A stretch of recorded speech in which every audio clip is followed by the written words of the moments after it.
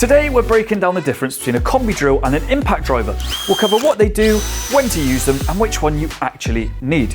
Remember to like and subscribe and leave a comment if there are any future topics you'd like us to cover.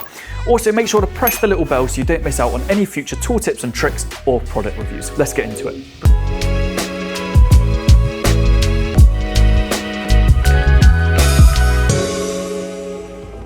First, let's look at the Combi Drill. Now this is effectively your Swiss Army knife because it's a real all-rounder.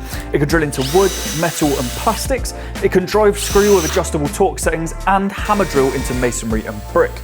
The hammer function is what makes this a combi drill because it adds a pulsing action to break through tougher materials. And while it can drive screws, it's not always the best tool for the job. Now the impact driver is built for driving screws fast and with serious power. It's perfect for long screws, big fixings and tough materials, working overhead or in awkward spaces because it's lighter and a bit easier to handle, and it will minimise wrist strain thanks to the internal hammering action. Unlike a drill, when you're using it, it doesn't just rotate, it delivers a rapid concussive force, which means less chance of stripping screws and less effort from you. So what are the key differences?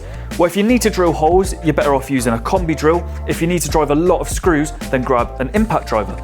But if you want the best of both, then just grab both because that's what the professionals do. But which one should you buy? Well, if you're doing DIY, assembling furniture or occasional drilling, a combi drill is probably your best bet. If you're building decks, installing kitchens, working with lots of fixings, a bit more heavy duty stuff, then an impact driver will save you a lot of time and effort. If you're looking for bundle deals, you can get both tools together and that will save you a lot of money. You can find a great selection at its.co.uk and I'll put some links in the description below. So which tool do you think will help tackle your projects? We'd love to hear your thoughts in the comments below and let us know if there's anything else you need help with. At ITS, we're experts in our field and we want to share that knowledge with all of you.